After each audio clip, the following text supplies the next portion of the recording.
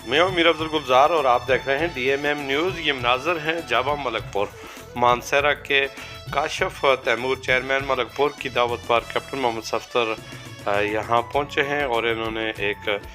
Muradpur feeder की upgradation के हवाले से ओपनिंग तकरीब रखी, जिसमें सैकड़ों की तादाद में हुमायूदीन इलाका वहाँ पे पहुँचे और कैप्टन मोहम्मद सफ्तर का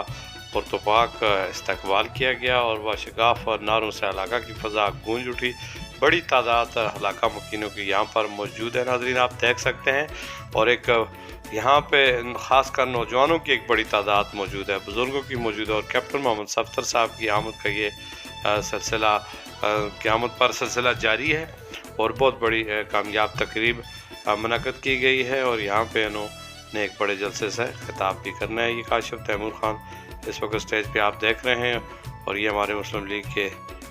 यहाँ के रहनुमा हैं, वो स्टेज संभाले हुए हैं। नईम शेखी साहब स्टेज पर है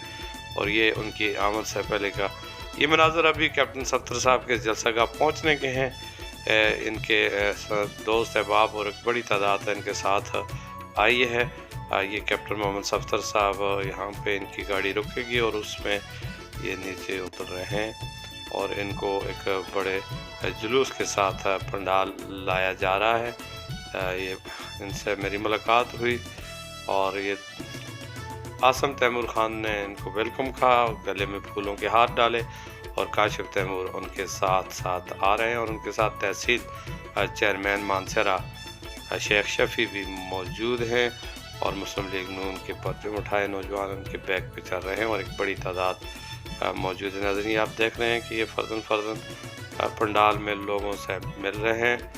और इस वक्त ये जलसागाह यहाँ पे पहुँच चुके हैं और इन्होंने यहाँ पे एक बहुत बड़े महंगा प्रोजेक्ट का ऐलान भी किया और ख़ासकर सुई गैस से महरूम इलाका था, इसका जल्दी सुई गैस फराहम करने